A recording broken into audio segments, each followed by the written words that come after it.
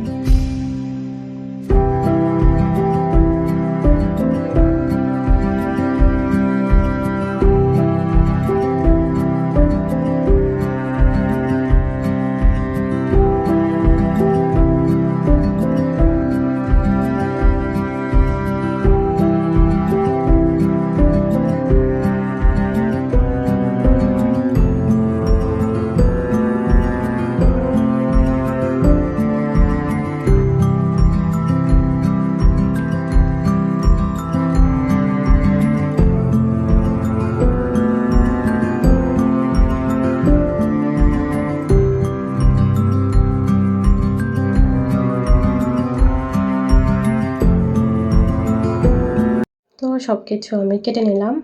এখানে টমেটো, 2 রকমের ক্যাপসিকাম আর গাজর আছে, আর শসাটা আমি একটু ছড়িয়ে রেখেছি যাতে পানিটা শুকিয়ে যায়।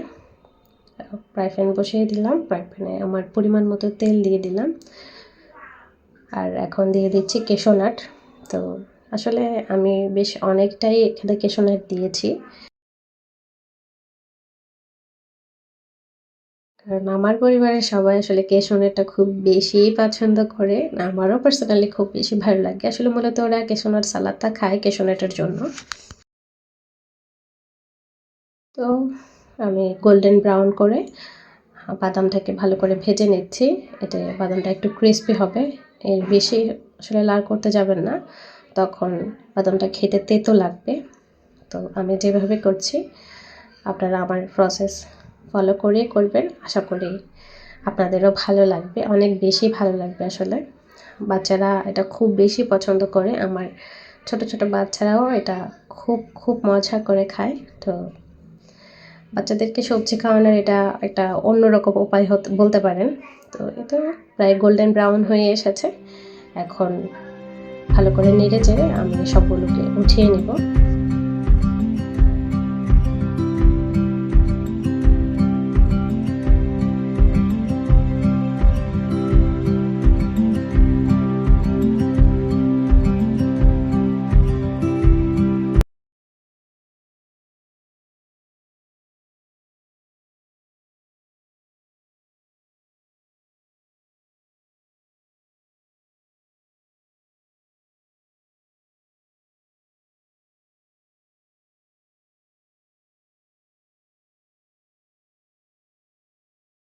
এখন আমি নিয়ে নিব ব্রয়লার মুরগির একটা পিসকে সুন্দর করে আমি চিকন লম্বা করে কেটে নিয়েছি।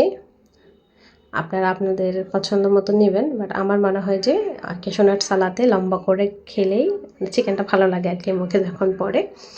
তো এখানে আমি মরিচ, হলুদ, লবণ আর হচ্ছে একটু আদা রসুন বাটা, মানে 1 টেবিল চামচ আদা রসুন বাটা আর 1 টেবিল চামচ পেঁয়াজ বাটা দিয়ে কর্নফ্লাওয়ার দিয়ে ভালো করে মিক্স করে নেব। তারপর অ্যাড করবে একটু ডিমের সাদা অংশটা, অ্যাড করে আমি ভালো করে এটাকে ম্যারিনেট করে রেখে দেব 5-10 মিনিটের জন্য। যেহেতু আমার তেলটা গরম আছে তো আমি ওটাতেই এটা ভেজে নেব।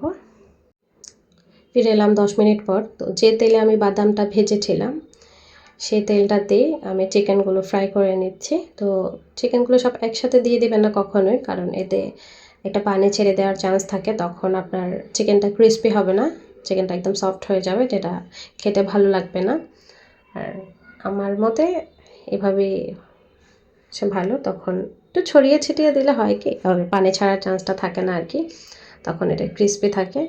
আমার থেকে ক্রিস্পিটাই ভালো লাগে। আর আপনারা চাইলে এটাকে ডবল ফ্রাই করে নিতে পারেন, মানে একবার হালকা করে ভেজে কিছুক্ষণ পর আবার ভালো করে কড়া করে ভেজে নিতে পারেন। কিন্তু আমার মনে হয়েছে যে এভাবেই ঠিক, মানে যারা হয় না অনেকে বেশি ক্রিস্পি খেতে পছন্দ করেন তাদের জন্য বলছি, তারা ডাবল ফ্রাই করে নেবেন। আর আমার উল্টো পাল্টে ভেজে নিচ্ছি, আর যেগুলো ভালো করে ক্রিস্পি হয়ে গেছে তো সেগুলো একটা সাইড করে আমি বাকি যা আছে সেগুলো মাঝে মাঝে দিয়ে দিচ্ছি একটু ফাঁকা করে করে, যাতে একটা সাথে আরেকটা লেগে না যায়। আর এভাবে করলে আসলেই চিকেনটা খেতে খুব মজা হয়। আপনারা এভাবে ট্রাই করতে পারেন, তাহলে এটা ক্রিস্পি থাকবে অনেকক্ষণ পর্যন্ত। তো আমার প্রায় হয়ে এসেছে, নামিয়ে নিব। আর একটু লালচে হলে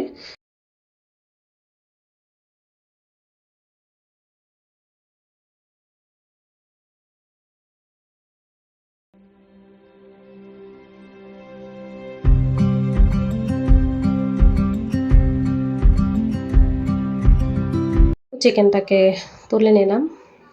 আর এখন একটা পরিষ্কার ফ্রাই প্যান বসিয়ে দিয়েছি, এখানে দিয়ে দিব পরিমাণ মতো ঘি। আপনারা আপনাদের প্রয়োজন মতো দিয়ে দিবেন, আপনাদের আন্দাজ বুঝে।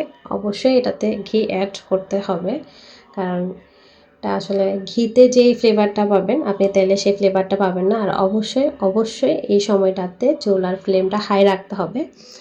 তো গাজর কুচিগুলো আমি দিয়ে দিচ্ছি, আর ভালো করে একটু সতে করে নেব। এটা ভালো করে সেদ্ধ হওয়ার কোনো দরকার নেই, জাস্ট একটু সতে হলেই হবে। তো গাজরটা যেহেতু একটু মোটা, তো তাই আমি গাজর আর কাঁচামরিচটা দিয়ে নিলাম। কাঁচামরিচটা জাস্ট এমনিতেই দিলাম, আমার মনে হচ্ছে ফ্লেভারটা ভালো আসবে তাই। আপনারা চাইলে কাঁচামরিচটা স্কিপ করতে পারেন। তো আমার এটা হয়ে এসেছে। এক এক করে আমি এখন ক্যাপসিকামগুলো দিয়ে নেব, কারণ ক্যাপসিকাম সেদ্ধ হতে বেশিক্ষণ সময় লাগে না, আর ক্যাপসিকাম কাঁচাও খাওয়া যায়, কিন্তু তারপরেও আমি একটু সতে করে নিচ্ছি। মানে অথেন্টিক যে ফ্লেভারটা আপনারা সতে করে পাবেন ওইটা অন্য কোনোভাবেই পাবেন না। তো অবশ্যই এটাকে সতে করতে হবে। তো যার কারণে আমি এটা এভাবে করে নিচ্ছি। এখনও কিন্তু আমার চুলার ফ্লেমটা হাইই আছে, তো আমি একটু ভালো করে নেড়ে চেড়ে মিশিয়ে নিচ্ছি।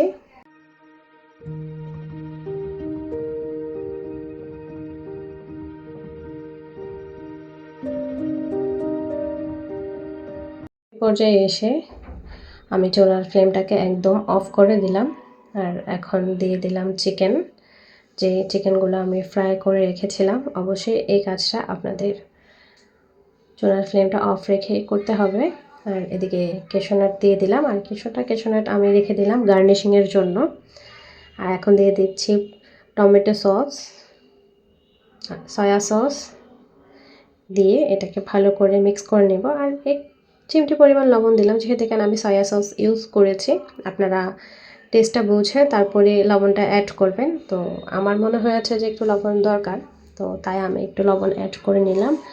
আর 1 চিমটি চিনি দিয়ে নিলাম, যাতে সব কিছু ব্যালেন্স থাকে। আর সব শেষে আমি এখন শসাগুলো অ্যাড করছি। শসাটা আগে দিলাম না, কারণ পানি ছেড়ে দিতে পারে। শসা যখন লবণের সাথে মিক্স হয় তখন অটোমেটিক পানি ছেড়ে দেয়, তো তাই আমি শসাটা সবার লাস্টে অ্যাড করলাম। আর অবশ্যই এটাকে কাটার পর একটু ছড়িয়ে রাখবেন যে কোনো একটা কিছুতে, যাতে ফ্যানের বাতাসে এটা একটু টেনে আসে তাহলে আর পানি ছাড়ার কোনো চান্স থাকে না। আর সবার শেষে ইউজ করবেন যাতে আর 1%ও চান্স না থাকে পানি ছাড়ার। কিন্তু এখন আমি নেড়ে চেড়ে এটাকে ভালো করে মিক্স করে নিচ্ছি। আমার কেশনাটা প্রায় হয়ে গেছে, জাস্ট আমি একটু মিক্স করছি যাতে সবগুলো একসাথে ভালো করে মিশে যায়। তো মেশানো হয়ে গেল, এখন আমি পরিবেশন করে নিলাম। তো আমার আজকের রেসিপিটা কেমন লাগলো অবশ্যই আমাকে একটা কমেন্ট করে জানাবেন। আমার ভিডিওটা ভালো লাগলে অবশ্যই একটা লাইক কমেন্ট শেয়ার করে দেবেন। আমার চ্যানেলে নতুন হয়ে থাকলে চ্যানেলটা সাবস্ক্রাইব করে পাশেই থেকে যাবেন। অবশ্যই অল অপশন বাটনটা ক্লিক করে রাখবেন যাতে আমার নিত্য নতুন কোনো রেসিপি বা কোনো ভিডিও দিলে আপনাদের কাছে পৌঁছে যায়, আপনারা আপনাদের সময় সুযোগ বুঝে দেখে নিতে পারেন। আজকের মতো বিদায় নিচ্ছি, সবাই ভালো থাকবেন, সুস্থ থাকবেন। আল্লাহ হাফেজ, আসসালামু আলাইকুম।